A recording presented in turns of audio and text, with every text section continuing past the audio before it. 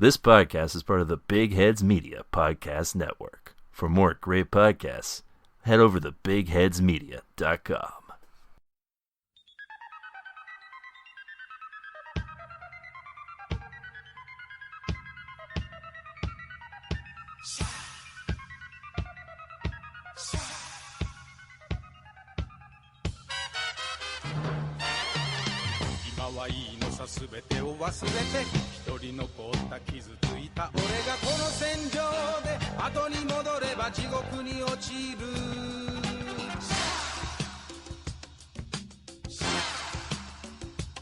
Hey there, folks, and welcome to TV Tuners, or rather a new miniseries titled Podcast: The Origin.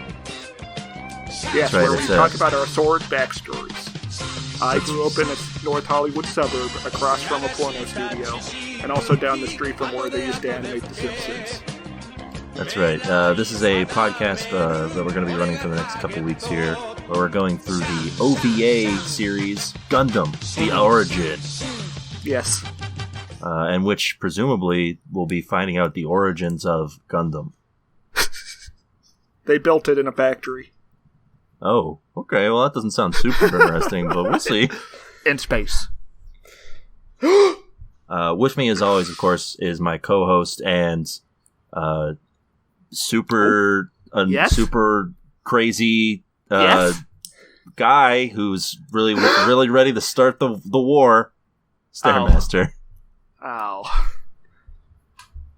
I don't have a... All right, fine. Hot singer who's also a really cool spy. Fly me to the moon. Okay, sure. Same show, basically. Yeah, pretty much. It's like if you mash Evangelion with Star Wars. I mean, Evangelion is basically like if you combined Amuro's dad with Char, that you get Gendo, basically. Yeah. And with us, as always, is our other co-host and guy who's not afraid to kill his own son to achieve his political aspirations, Kyoran. Hey, what's going on? You know, sometimes you just gotta crack open a few eggs to make breakfast. Actually, I'm pretty sure it's implied that Caecilia killed that guy. Oh? I thought... Yeah, that scene with Giran when he's playing Go over the internet, and he's being all saucy, telling her to pray for him. It's kind of pointed. Dang, okay. I assumed that... That's also foreshadowing for stuff in the main series. Yeah, I like that idea, to foreshadow for things that I'm not watching currently. Ever! Noted anime phobe, Swanson. Well, you know, I don't watch very many anime. The bright colors give him nausea. Yeah, they make me... Swanson won't watch anything unless it has a Made in USA sticker on it. That's right. That's why I don't watch... that's why I don't watch anything British. Doctor Who, that's what I say, Doctor Who? Yeah, and Swanson does not watch The X-Files since that's shot in Canada for most of it. True, yeah. And of course, that's the only reason I've never watched anything from the Arrowverse. Of course. There could be no other reason. Otherwise, Swanson would know all 50 hours. That's right. And all of the whatever BS is going on in like their multiverse. Anyway, we're here to talk about Gundam. The origin. That's right. Did you introduce me, Swanson? I did. I said you were the guy. Fine, I'll give you a new title. Pet Cat Kyoran. There we go. Now we're talking. Come on, do an impression. Meow. Okay, thank you. Now introduce Stairmaster again. Okay. All right. And here's our other co-host and guy who suspiciously dies of a heart attack, Stairmaster. Whoa. I think someone caused him to die. He was poisoned. No, I think it was just a sudden heart attack. There was no assassination at all. It's all chill. The reformation of humanity. We'll never know what he truly meant by this. The only thing we can do is use his death to mount a horrible war. Yep. That's never happened in history, though, so I don't know what they could be drawing on for that. Yeah. So here we are. We're doing our bonus episode, requested by our friend Puff Pfeiffer. on our Buy Me the Coffee page. Yeah, he's a total maniac who bought not only 6 coffees, but actually 7, and then just told us to do the 6 before never coming up with another thing. We have not talked to him in over 6 months. That's right. Yeah, so currently, I use the coffees to set up this coffee IV, where I'm directly just putting the coffee into my bloodstream. The doctor said not to do that, but I'm doing it. Oh, okay. Yeah, I mean, you're looking real pale. Okay. But, what else? Well, you're very energetic. I mean, yeah, there's no denying that. You are super energetic, if sickly to look at. Yeah, you're 3 times faster than usual. Just like Char's Saku. Yeah. I can say a lot of words in this shorter amount of time, but I'll spare you that right now. Keo once defeated over 5 people in debates. At one we call battle. Keo the Red Comet because we can see his vascular system. Because that's what his stool looks like. Yes. From the coffee exclusive diet. Well, it's not really a diet if it's just directly going into my blood. So, what is Gundam the Origin? I was going to have you. But Swanson. I was going to have you tell us that since you are a noted Gundam expert. All right. So, like in the mid-aughts or like the 90s, I don't know.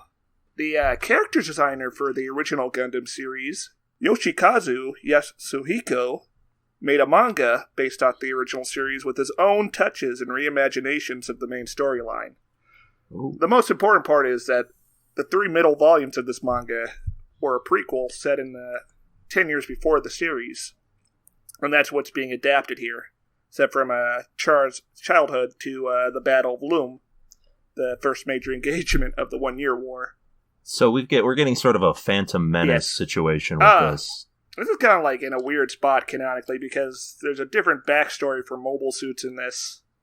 Because that's, as we see later, this gun takes like 10 years prior to the start of the show. So, Stairmaster, you need to explain to me what the 1-year war is. Go ahead. It's a war between the people in the space colonies. Well, this one fascist space colony and the Earth Federation. And the fascist space colony blew up like most of the other space colonies while doing this, causing decades of military conflict. So is the 1-year war like what we tune into when we watch like the original Gundam or what? Yes. So the 1 year. What I'm getting here is that Gundam the Origin isn't really giving us a whole lot in terms of as a newcomer to Gundam. It sure doesn't feel like I'm getting a whole lot of like a helping hand into this universe. I do want. For the record, this was Pfeiffer's idea. He thinks this is the ideal way to introduce people to the franchise, and we'll see how that pans out. I mean, listen, I only managed to scrape by because I was looking at Wikipedia while watching this, and also because I watched those first 2 episodes of Gundam. Oh, that's not good. What about you, Keo? How much? Well, I was able to follow what was going on pretty decently throughout this. I just don't know what this is leading to exactly, but the story presented so far doesn't have anything in it that doesn't make sense to me. I think mainly for me, it's a thing of it definitely feels like when certain characters appear, it's like know who that is, like, right? Exactly. You're supposed to be like, oh my god, it's that person. It's that guy, whoa! But he's young. Like he's got hair. Yeah, like when Ramba appears, it's definitely a moment where we're supposed to be like, oh, that guy. Or when Cassalia appears. I feel like Cassalia, you get her gist at least. You know exactly who she is with that design. It kind of speaks for itself. You get her gist and her tits. You do not. They do not draw nipples on her. Well, yeah, I guess not fair. Yeah. Maybe that's just how she was born. I don't know. No. Don't judge. There are canonically nipples in Gundam, don't worry. Oh. Ooh.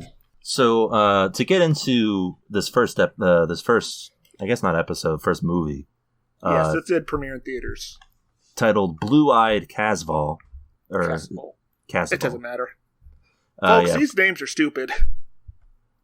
What, you mean a guy whose name is Ramba Rao? Isn't... That's the closest to a good name, I think. Maybe. Yeah. Well, we're not going to get anything like Yeah, Casela's fine. We're not going to get anything like Quattro Bagina in this, so... Oh, I would have loved if they explained that in this. Like, he just meets a guy at a ramen shop or something with that name. And really cool sunglasses. Yeah. And he's just like, interesting. This is awakening something in me. So, yeah, we immediately get... everyone who came to the theater immediately gets what they were there for, presumably, which is Gundams. A huge space battle. Yeah. They don't waste any time. Well, yeah, I guess the Red Comet is not a Gundam, right? No, it's just a customized Zaku 2 with all the safeties removed. So, yeah, we get our introduction to everyone's favorite Char is here. Yes, the space Nazis are losing, but luckily Char is here, and for some reason we're supposed to cheer for that. And this is a pretty good battle scene, right? Yeah, that's a fun scene. I thought this was really nice. Yeah, I've changed my opinion on CGI here, seeing this again. Yeah, I remember someone posted a picture of the CGI, and you were like, "Oh, it's CGI." I was like, "That actually looks gorgeous," and in fact, it was. I mean, it's not perfect, but I do appreciate it more now. How did you guys feel about the animation style of this movie? Oh yeah, the hand-drawn stuff is gorgeous. By the way, this is directed by the character designer I mentioned, and the author. The hand-drawn stuff is pretty gorgeous. There were some moments where the CGI is distracting. It's just unavoidable. Oh, yeah, it's like a CGI funeral procession, including the horses. That was awful. That was yeah, there were a couple moments where the CGI stood out for me as not being terrific. But this battle's great, though. You get Char just flying through space with a sniper rifle. Just fucking tearing through the bridges of these spaceships. You get to see the officers getting blown apart. He's going absolutely ham on these people, and it also does a really good job of juxtaposing the beauty of space with the horrific war we're witnessing. I also like the shot of the three guys with the axes just taking out a battleship. Yeah, there's just like total brutality going on here, just people being decimated. Yeah, the Federation just completely fucked because they only have space fighters. And also, were you just witnessing this for the first time, you would be like, this dude's totally cool. He must be the good guy and not working with the Nazis. Oh, yeah, one of the guys does shout Sig Zion. So you know what's up. He does a Hitler salute too, doesn't he? I think so. Yeah, they're not being very coy with it. Yeah, not great. And we see this Char individual. He's known as the Red Comet, and how fast did they say he was? Was it like 3 times the speed? Oh, yeah. Yeah. Just like me. Mm-hmm. Yeah, when you're hyped up on all this coffee that you're getting from the glorious people who are buying us coffees for these episodes. Yeah, do you think Char has a Buy Me a Coffee where people are buying coffees to boost his Gundam performance? Yes. That and a military-industrial complex, yeah. That's how he builds up his army in Char's counterattack. Oh. With the GoFundMe and OnlyFans. Oh, yeah. Well, people are definitely signing up for the Char OnlyFans. Yes. All right, well, where can I find this OnlyFans? It's on the space web. Oh, God. How do I... You have to be in the Side 6 region in order to access it, or get a VPN. I gotta become a space noid for this, probably. Oh, yeah. We're never gonna have when humanity eventually moves to space. We're never gonna be as cool as to call ourselves space noids. No. I do want to point out that all those people who did move to space in Gundam were kind of coerced into it at gunpoint. And they're all second-class citizens. Yes. Still, 3 generations later. My bold prediction is that the opposite will be true, which is that all of the rich people will be in space, and all of the second-class citizens will just be on what remains of Earth. Oh, either way, yes. It's either going to be Original Gundam or G Gundam. Yes, those are the two that options. Was G Gundam. Both bad situations that we don't want. Yeah, most of what I remember of G Gundam is sort of just every Gundam being tied to a specific country. Yeah, and Chibi Crockett really wanted to go into space with his mom, but they were too poor. Yeah. But, yes. So we have this unrecapable battle. Yeah, it's very good. Like, I only have 1 round left, and that's sort of the cliffhanger as he flies off, and we get a monologue from the narrator. And, then we cut to... We cut back 10 years prior to Universal Century 68. 1 year away from a good one. Oh, that would have been nice. So yeah, this is we see a young person who sort of looks like Char. His name is Casval. Yeah, his parents are like having this intense argument. Well, yeah, his dad is more just like rambling because psychotically he's rambling. He's rambling and saying that he's about to be executed, and you're thinking, so this guy's going to die soon, huh? Well, he was right. Listen, you can tell that he's not in a good mental state because when his wife tells him that he should maybe get some sleep, he says, "Are you telling me to go to sleep?" Which is something that people only ask when they are sleep deprived. Yeah, there's some real Walter White shit here. And then he goes into his room and hugs his daughter, but shuns his son because he is in fact a dad in a Gundam anime. Yeah, I believe in this version, this telling continuity, Char's a bastard. Oh, I mean that's the old version. I don't know. Okay, so it's not his actual son. Gundam canon, it's like Bible canon. It's whatever you want it to be. Yeah, it's. Yeah, I also want to mention that he hugs his daughter has a very distinctive haircut, so you know exactly who this child is. Yes. Well, I don't, but I assume the Gundam viewers out there all know who this character is. From episode 1. What? Yeah, it's the blonde lady from the 2 episodes. Well, yeah, but you're also sort of spoiling something that I spoiled for myself, which is that in that episode, what we don't realize is that Sayla is Char's sister. Well, Char implies it. They have a Luke and Leia sort of thing going on, minus the incest. Mm-hmm. Ugh. Hopefully minus the incest, I don't know. No, it's minus the incest. In the novels of Gundam, in the novel version of Gundam, Sayla gets with Amuro shortly before he dies. More reason for Char to be pissed off at him. So yes, it cuts to him about to give this big old speech, and he just dies right there. He's apparently going to declare independence and usher in a new era of humanity.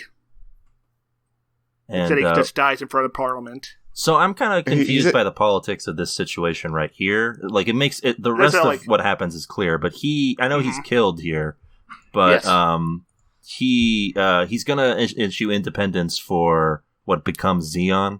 Yes. Currently they're called Moonzo, but when he dies, he becomes a martyr, and they rename it after him. Okay. Yeah. So was he like a? He's like a. I know he's really like popular there, but was he like a leader of some giant cult or something? Yeah, he's sort of like a Leninist figure, a space Lenin. Oh, so that makes Degwin sort of the Stalin. He's like Mussolini. He's like Mussolini, Stalin, and Hitler. Oh, that's not a great combo. Yeah. Well, because Giran is Hitler. Degwin, at the end of First Gundam, he literally gets compared to Hitler, and Giran's like, "Oh, cool." And Giran is the man who looks like Vice President, almost former Vice President Michael Pence. Imagine Michael Pence if he had hair, and he also sounded like a smoother version of Vin Diesel. Yeah. Uh-oh. And also, he was good at like political maneuvering. Yes. I forgot what he said. He said he was going to be executed, and that he was going to announce to everybody that they would all die in hellfire or something. Yeah. What a guy. No wonder all over the place. No wonder he thought his speech needed work. So yeah, he's assassinated. There's riots all over the colony. Yeah. The local Federation garrison just goes full Tiananmen Square on them. Yeah, we get a lot of just protesters just getting run over, beat up. Yes, literally by the gun tank. Yeah, so this was made in 2015, so it was they called it. Yeah. And these protesters at first were just kind of hanging out, just like angry, like saying, "Hey, you killed him. We're upset." And then they're like, "Actually, let's just start like running them over and opening fire on them." These protesters are unarmed. We don't get to see the guys in pickup trucks with guns until for another 40 minutes or so. They also have one of the soldiers has. Some of them did have Molotov cocktails on them. Yes. Also, one of the soldiers has the exact line: "The Capitol is packed with protesters." Oh. So hey, Gundam. Gundam is something of a. I think it understands more than it lets on about the world. Was Zeon Daikun Q? Oh, he had a plan. Yeah, maybe. No, but the people who support Q would think that Degwin is Q. and that he's an inside agent working to... No, I think Dagwan would be viewed like as a Trump figure, except like more of a cool guy since he's got sunglasses. Don't the Q people believe that Trump is sort of some figure who's going? I guess they did. Yeah, I don't know they think of him as savior, but I don't think they think he's cool. Oh, yes, very true. So people are being massacred. Yeah, there's we get introduced to Ramba Rao. Yes. And his father, Jimba, right? Who was also a mess of a man. Jimba is wild. This is a man who is like just raving. He's a complete lunatic. See, that is what's good about Gundam. We got all these wild characters that just speak to you. And also some cool robots. Yes. Yeah, this man is clearly not well. Mm-hmm.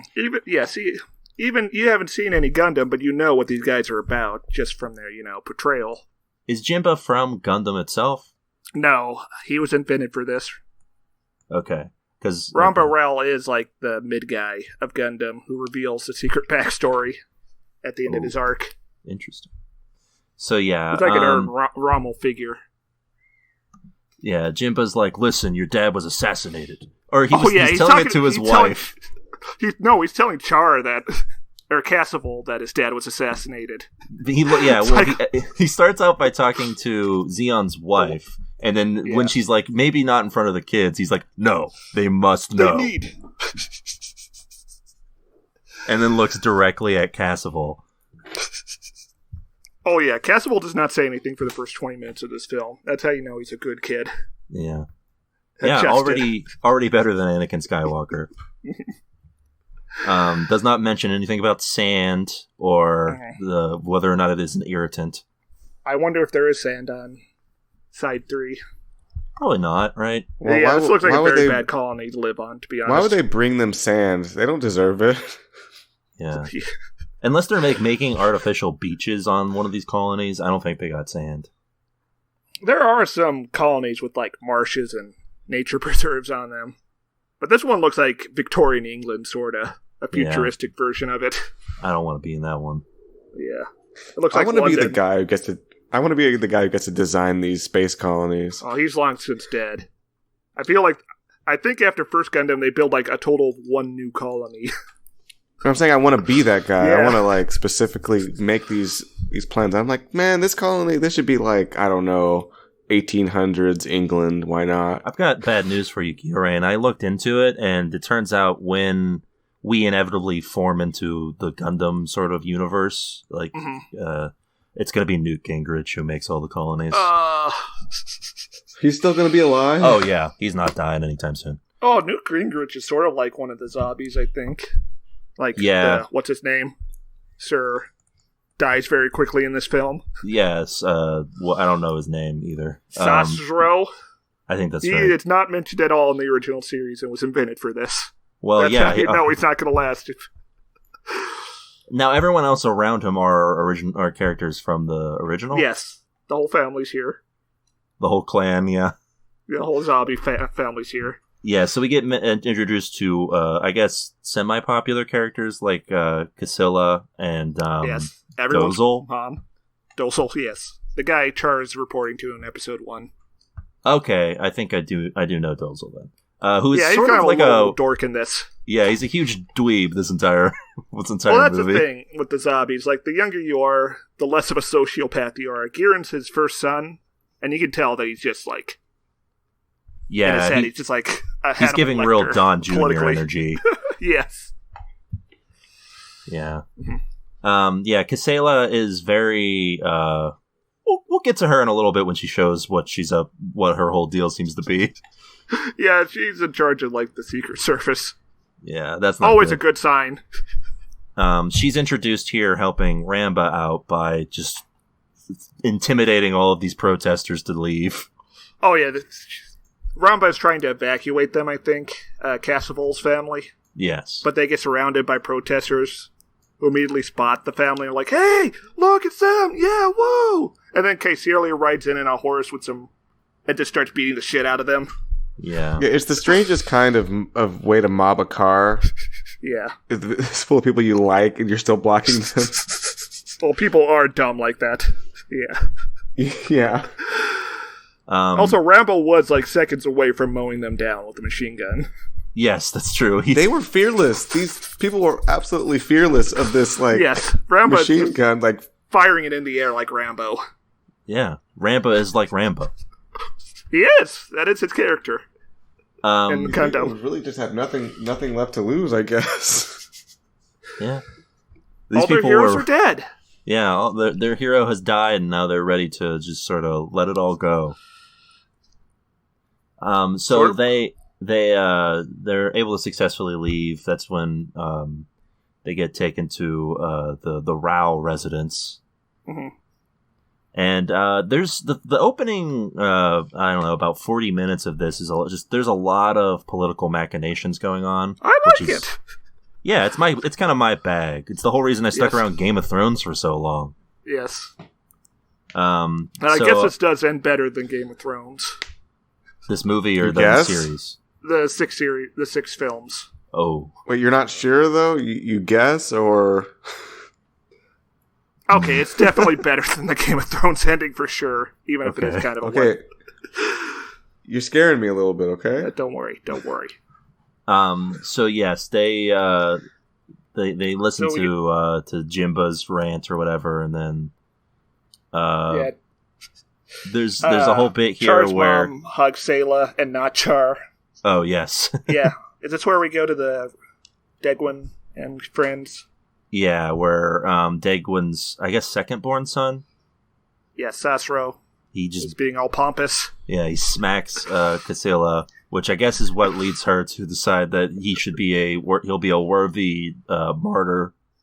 So yeah, they're riding along, and I guess that does make Casilla's sort of remarks at his death make more sense now. Yes, we cut to a funeral procession with the bad CGI horses. Yeah. Casval's family, the Riles, and there's also they talk about a kid named Garma who definitely feels the like purple hair guy. Definitely feels like something that I should know about if I was a Gundam fan.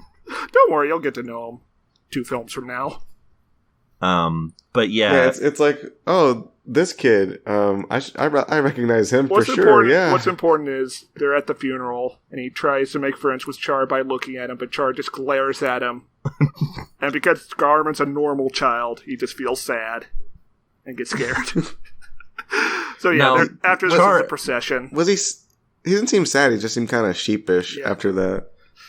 In the original series, Char and Garma are sort of like comrades, aren't they?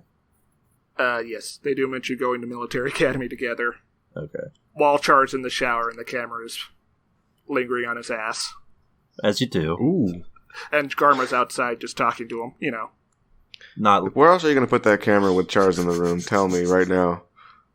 Yeah, I think in the Origin you get to see more of Char's ass in that scene.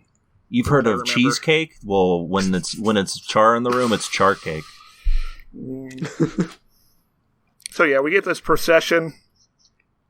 Sasro is talking to Dozel about politics stuff and how he needs to toughen up and stop being a dork. Yeah, and then the car in front of them, which holds their brother and Dozel. Or no, yeah, they explode. Yeah. Yes.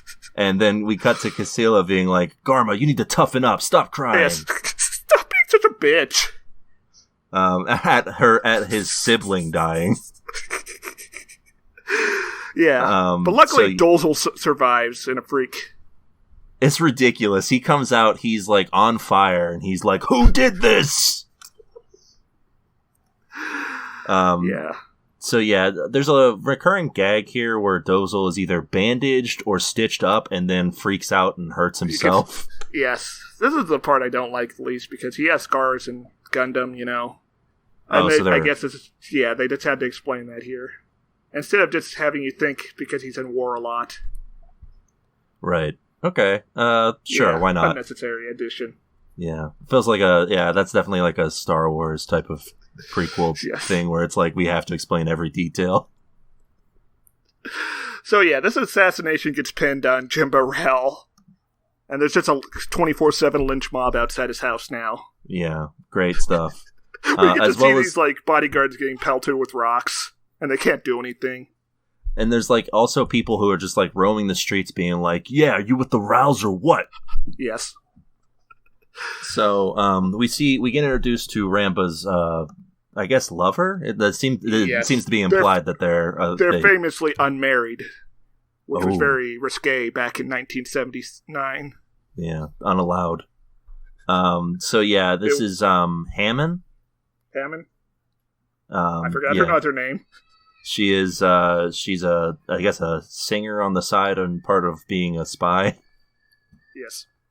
I have no idea what her social context is here. Yeah, I don't know. They don't really explain a whole lot because when in her introduction here, she seems to just sort of be like a lounge singer who has some connections, but then she is straight up beating people up and like doing doing an escape mission. Maybe she's like a sleuth or something. One of those sorts. Yeah. Either way, she's pretty cool. And yeah, so Ramba has like this disguise where he looks like sort of a drunk beggar, and he goes in and has a conversation where he's like, listen, I'm getting my dad out of here because he's going to get himself murdered. True. And I have some other stowaways who are going along with him. You think you can handle that? Hey, and Hammond's like, who? And Ramba's like, you know who. Also, he has scratches on his face from a side plot, sort of, I guess a gag. A side gag about him rescuing the cat. Yeah, whose name is Lucifer. Another great Gundam name. Great cat name, too. That's like, if you name your cat Lucifer, you're just a very powerful being. What if you named your cat Quattro Pagina?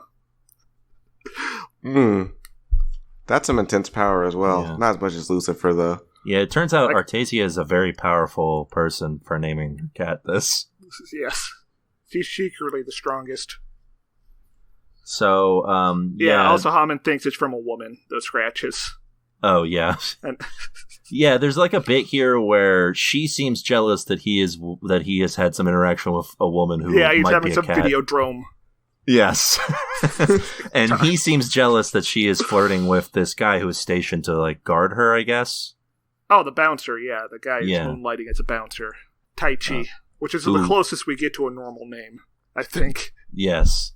And she seems to be leading him on pretty heavily.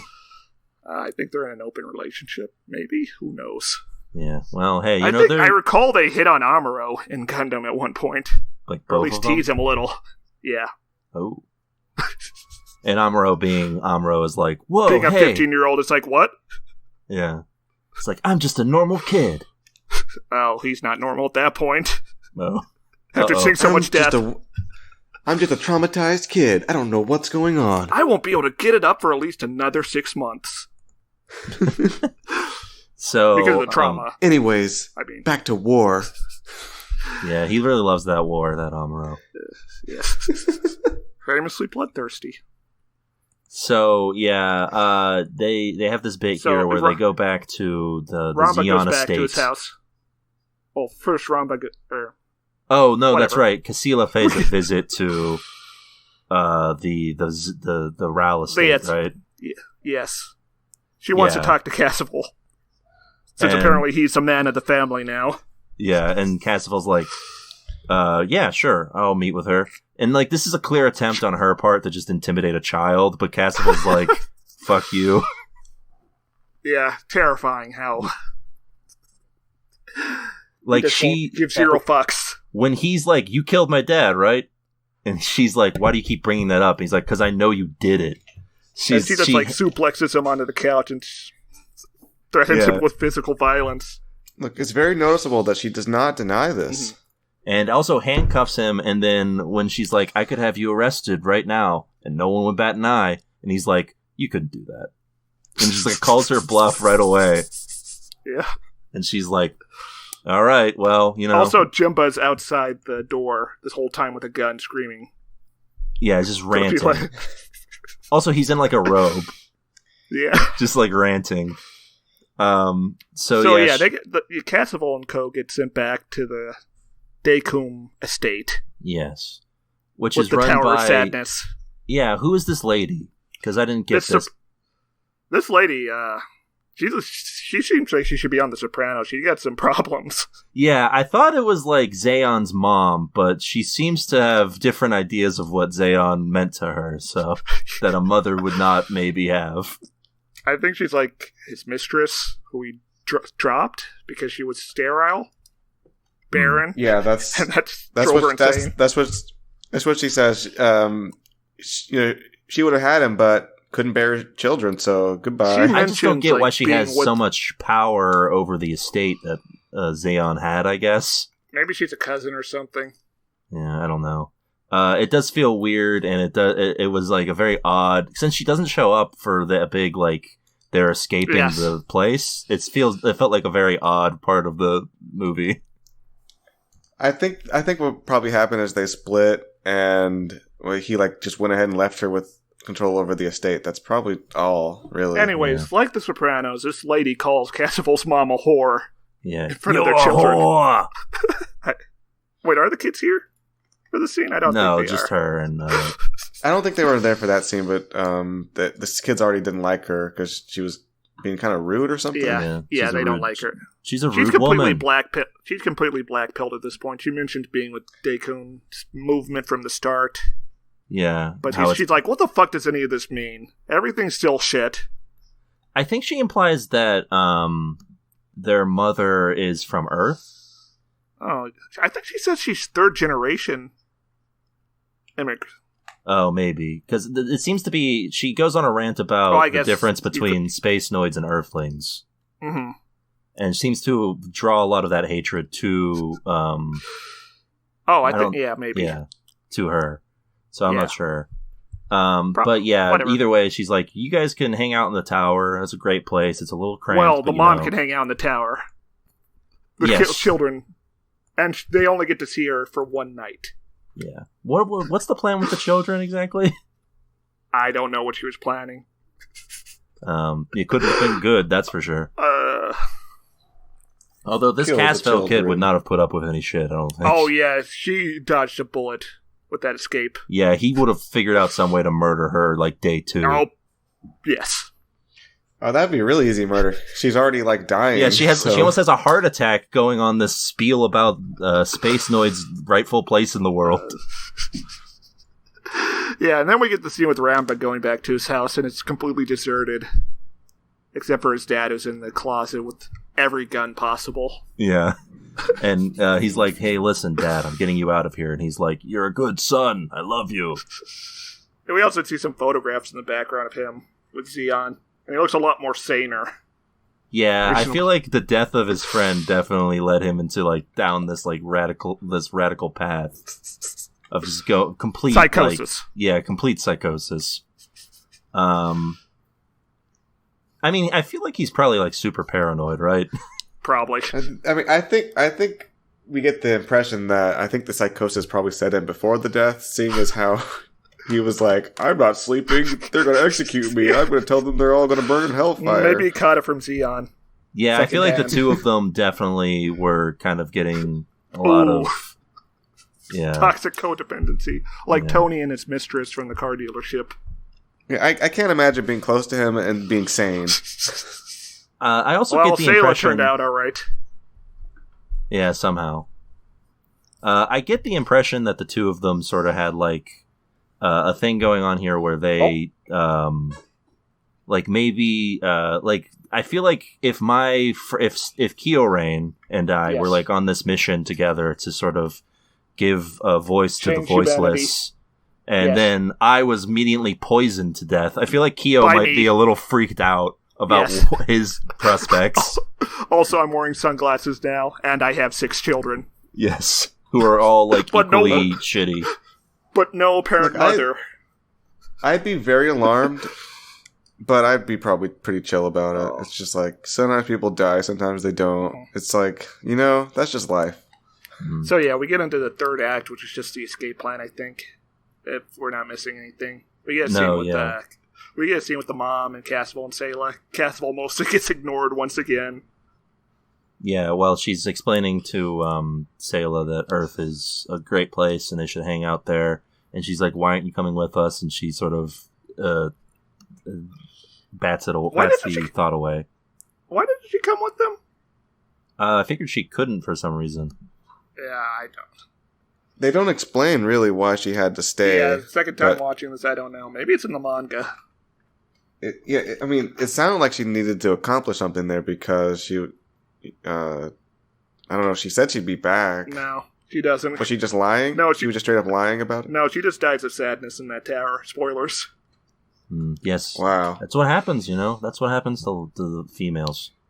That's why we should stop building towers. But yeah, this was a pretty touching scene, I think. Except for Casval being ignored. Yeah. Obviously that was, touching in a really that's sad way, obviously. Bad touch, one might say. Yeah. Yeah, it's not great. And then where the mother is telling her daughter that to count the number of times the moon gets full, yes. and then she'll be back. Yes. And you just know she's not coming back. Oh yeah, this is kind of Studio Ghibli-esque. This whole thing. Yeah, it's pretty bummerific, man. It's no good. Yeah, it's kind of elevated and fantastical. Yeah. In its presentation. So we cut to the next morning. A giant tank mech. The gun tank is here. Yes. And it is Hammond, and she's like, "Hey, we want the children." She's dressed like a Federation. Yeah, officer. She's like, "On orders of the Federation, we're taking the children." Okay, bye. Yeah, I thought this was a pretty funny sequence where I just thought this was going to be like they were going to sneak the kids in, but they actually just drive through town with this tank. It's a ridiculous plan. Like, the fact that it almost works as well as it did is wild. Especially because also part of the plan involves Ramba having to cause, multiple traffic jams and roadblocks.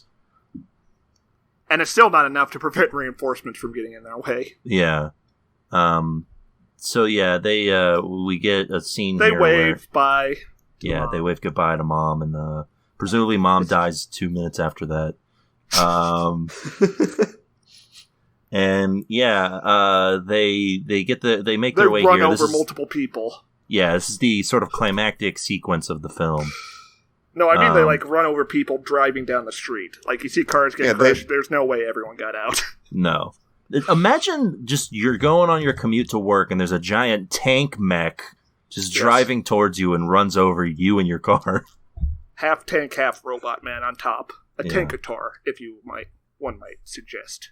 The future sounds terrible.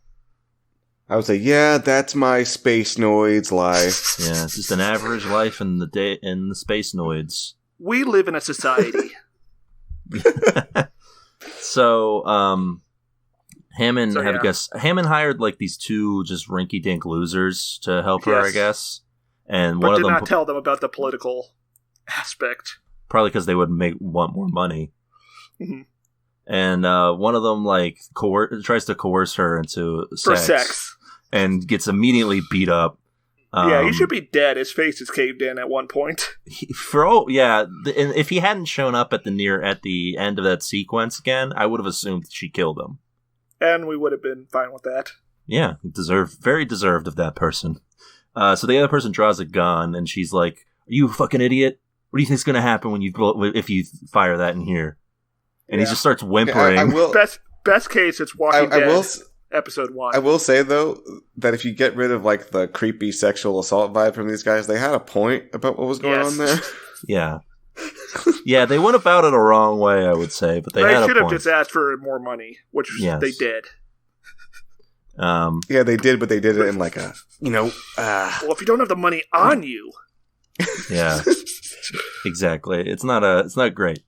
So anyways, while they're distracted, these 4 other gun tanks pull up down the street and demand they surrender. And she's like, "Get out!" The guy's still whimpering like a big baby, so she's like, "I'll take control." And Casval is watching this, and he's like, "So this is the part that he has this bit of insight, almost supernatural, one might say." Yeah, interesting. Perhaps he is some sort of different type. Yeah, a different type of person. Interesting. That's a concept I'm not familiar with. So he, I guess he finds out pretty quickly that you can pilot the thing from the top, which seems like a really weird design choice. Well, I mean, that is where the visor is. But also, I think that's a visor. Hammond can pilot it too, right? So two people can pilot it at the same time. Yes, which I guess it makes sense in the space that like if one person dies, the other person is like out of luck. Like on your modern day tanks, the commander can take over for the gunner and aim it himself if he needs to. Yeah, you could also have somebody focusing on driving it, and one person focusing on shooting, and another person just on paying attention to what's around you. It's true because no one who is driving it is doing a very good job of driving it. Yes, so Casval does not need the manual to pilot this thing. Yeah, already better than Amuro. I'm sure you'll stay that way. And he immediately destroys like 4 of these things. Yeah, it's John Wick sicko mode on these guys. To the point where like, it doesn't feel anything, no emotion, and then he snaps out of it only when his sister is not ready for the horrors of war. Is like, hey, what are you doing? This is wild. Yeah, does Sayla imply she can feel them dying at this point? I think she says, like, it's definitely implied if she doesn't say it directly. Yeah. And yeah, he's like, whoops, don't know what came over me. And, that was crazy stuff. Yeah, anyway, back to escaping. Yeah, so now the multiple law enforcement officials are dead. Yes. They decide to abandon the gun tank. Yeah, there's a bit where probably should have done that Ramba sooner. hears about like what's going on. He's like, this wasn't part of the plan. What the fuck? And has to like race to catch up with them. Yeah. So they make their way to I guess what is essentially the space airport. Yes. Well, the space harbor. Yeah, the space harbor freight. And they go there and they're watching from the dweebish guy is back, and he's trying to get a weird crate through. The guy from the bar who she was leading on. Yeah, he's the one who's going to make sure that the package gets delivered. Mm-hmm. And yeah, there's a bit not here being properly scanned or anything because there's people. In it. And there's a gag here where the cat makes a noise inside the crate, so he has to act like there's a cat somewhere around. Yes. And very embarrassing. Very shameful. The final bit here with Casilla and Ramba, or Casilla approaches Ramba and Hammond and is like, well, looks like I can sort of just stop this carrier from going off at any point. And he's like, yeah, but why would you? Mm-hmm. And they have a bit here where she's like, well, I'm going to have to take the 2 of you in for questioning. And that's the last we see of them. Yeah, the only reason she doesn't do anything is because Giran wanted them dead. Yeah. And I guess she doesn't want them dead? I think she just doesn't like Giran. And she wants to keep her options open in the future. Fair. Yeah, I love a good family that just hates... The zombies have a very Lannister vibe going on with the entirety of them. Apparently Degwin was a good dad to Garma since he turned out all right. Yeah. And we do see that Degwin just spouts like 40 wrinkles after Sasro dies. Do we think Degwin was a good dad to Garma, or he was off hands enough that other people were good father figures to Garma? Oh, that's interesting. Something to think about, you know? It's it might be a Baron Trump situation. We'll have to see. Yeah. So the ship takes off. Yeah. They break out of they leave the crate, pissing off Jimba. Yes. And, also, Sayla's dressed like a witch because they had to take off their rich people clothes and put on rags. Oh yeah, that was pretty fun. This is just like a witch with a black cat the entire time. Yeah. So yeah, it ends with them looking out at the wonders of space. Mm-hmm. And it's kind of a nice credits are rolling, sort of like Sonic Adventure 2. Yes. Let's go back to the planet that's cool and blue-eyed as me. Yeah, and it ends with them reaching Earth. It's kind of a nice ending. Yeah, I'm very hopeful for them. Yes. They're like, sayonara, Mom. Yes. Yeah, they wave goodbye to their mother from the cockpit. Sayonara, the thousands of people who died in the past 40 minutes. Ensuring that we could escape to Earth. And that's pretty much the end of this first episode here. This first movie. Yes, first film. Yeah. A short one. A little over an hour. But pretty good. What were your guys' final thoughts on this? I liked this a lot more in the rewatch. Maybe it was because I was suffering from severe nausea. Why would you like something better if you don't feel good? Because it's distracting. It's good to see those people getting run over by tanks. If we learned anything better about my own situation. If we learned anything from our Hubie Halloween episode, it's that when Stair is in an altered state of mind, whether via drugs or sickness, he seems to be much less critical of what is true. I enjoyed this. So the animation's good. Maybe some of the CGI is a little messy at certain points, but I did get the feeling that I was supposed to be in the know of certain things that are in plot that are just thrown in here. Especially like they're not subtle. The implications for like new type stuff would just go completely over your head if this was your first Gundam experience. Yeah, we don't even get the sound effect. Like you would just be like, wow, that Casval guys must be real intuitive. I think they did a pretty good job though of making this not confusing for non-Gundam fans, because watching this I wasn't confused by anything. I just knew just on an almost subconscious level that there was stuff I was missing, but that's about it. Yeah, I don't think it's a detriment to it at all. There's some fun stuff here. Ramba's pretty cool. I'm sure we won't see him very much in the rest of the movies. Actually, he's a recurring character in the rest of the movies. Yeah. Oh, okay. Very good. He's a fan favorite. So can't wait to see what happens with this Casval guy. I'm sure he'll, I doubt he'll take on any sort of different name and then get a helmet and then sort of become like a figure of intense evil. And revenge. Anyway, no, it's not like he said as a small child that he was gonna destroy them all or whatever. Kill the entire family, exterminate the bloodline. He already promised to get entire revenge on a family. Reminder: this is an 8-year-old or so. Yeah, pretty ridiculous. But yeah, I'm interested to see where the rest of the series goes from here. As far as an introduction to Gundam, I think it's pretty good. You? Yeah, that's definitely a tune in on me. This is this is solid stuff. We didn't really talk too much about the animation, but the animation, especially the 2D animation, was all really gorgeous. Yes, all these characters are like they have depth to them, and they're. Yeah, you can tell that there was no expense paid or no expense spared on the animation front. Yeah, they really liked that JoJo style and applied it here. Yeah, I think it worked out well for them in that part, even if the CGI was slightly shaky. But personally, I would still recommend watching Gundam, but I know that people cannot tolerate 70s animation, so that's fine. You can watch it. It's like, so far, this is looking like a good introduction to the Gundam series, so... yeah. I don't know, we may have to settle that debate throughout the next 5 episodes of this. Yeah. Well, you've told us that the middle two... Well, I guess you didn't mention the fourth one. The middle two are the best? Yes. The middle two are the best, I think. Okay. I don't know. You kind of scared me when you said that the ending was somehow comparable to the Game of Thrones ending somehow. No, it's not. No, it's not. Okay. It's just kind of flat. Because, this is a prequel. And we get right up to the start of First Gundam at the end. You can't really resolve the conflicts in the prequel. You can't have an exciting climax.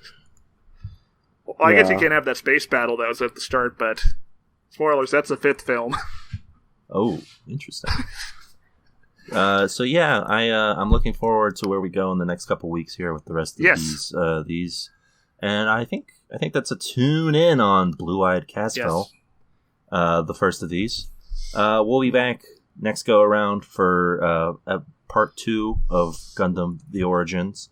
As for podcast The Origins, this is brought to you by Buy Me a Coffee.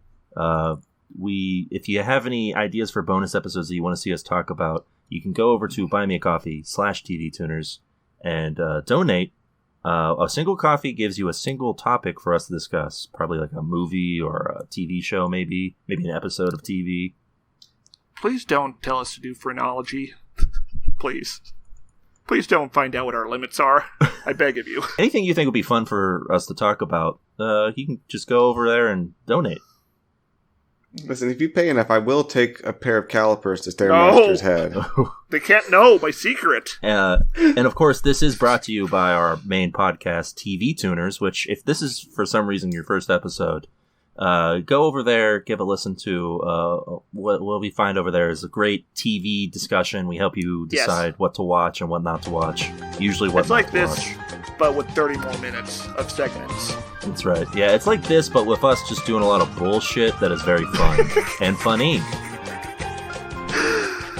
As opposed to this, which is just bullshit. Yeah, this is all bullshit. Over there, sometimes we actually talk about TV. This is stupid. What is the reformation of humanity? Oh, yeah, that's a good question. Maybe something we'll find out in the coming weeks on Podcast The Origin. That's it for this week, though. Until next week, keep piloting. Bye. It's over. Will you survive? Hey folks, it's time for the Gundam fact of the week. Did you know that Gundams are actually small compared to people? No. And it's just an optical illusion?